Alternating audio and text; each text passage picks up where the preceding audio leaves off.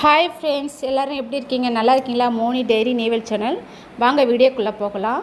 நான் இன்றைக்கி சுண்டக்காய் துவையல் பண்ண போகிறேன். அதுக்காக சுண்டக்காய் பறிச்சுட்டு வந்துட்டு நல்லா வாஷ் பண்ணிக்கணும். சுண்டக்காய்க்கு என்னென்ன பொருட்கள்னு பார்க்கலாம் வாங்க. சுண்டக்காய் பொருட்கள் என்னென்னா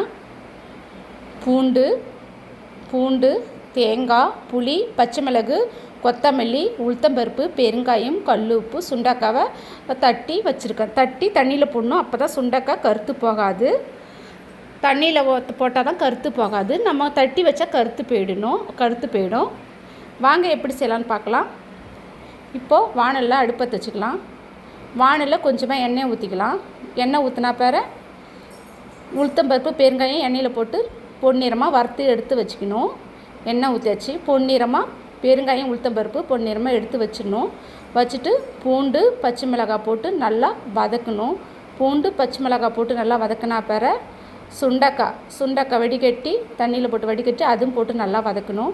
சுண்டக்காய், பூண்டு, பச்சை மிளகாய் நல்லா போட்டு வதக்கினா பிற கல்லுப்பு போடணும். கல்லுப்பு போட்டு நல்லா வதக்கினா பிற புளி போடணும். புளி போட்டு நல்லா வதக்கினா பிற துருவின தேங்காய் கொஞ்சமாக எடுத்துக்கணும். போட்டு தேங்காய் லாஸ்ட்டில் தான் போட்டு வதக்கணும். 2 இது வதக்கிட்டு எடுத்து வச்சிடணும். எடுத்து வச்சுக்கணும். போட்டால் பிற இந்த வறுத்து வச்சு உளுத்தம்பருப்பை இந்த கழுவி கூட போட்டுக்கணும். ஒரு மிக்சியில் இதெல்லாம் போட்டு கலந்து போட்டுக்கணும்.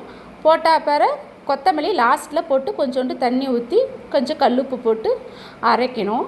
தண்ணி கொஞ்சமாக தான் ஊற்றணும். நல்லா அரைச்சிட்டு கொரப்பாக அரைக்கணும். இந்த துவையலுக்கு கொரப்பாக அரைச்சிட்டு உப்பு இருக்குன்னு டேஸ்ட்டு பார்த்துங்க. சூப்பராக அட்டகாசமாக இருக்கும் சுண்டக்காய் துவையல் ரெடி. சூப்பராக அருமையான சுண்டக்காய் துவையல் அட்டகாசமாக இருக்கும். சாதத்தில் கூட சாப்பிட்லாம். சாம்பார், ரசம், பொரியலுக்கு எல்லா கூடயும் இந்த சுண்டக்காய் துவையல் அட்டகாசமாக இருக்கும். ஃப்ரெண்ட்ஸ், நீங்களும் இதே போல் சுண்டக்காய் துவையல் செஞ்சு சாப்பிட்டு பாருங்கள். சூப்பராக இருக்கும். உடம்பு ஆரோக்கியமாக வச்சுக்கிங்க. நல்லாயிருக்கும் சுண்டக்காய் துவையல்.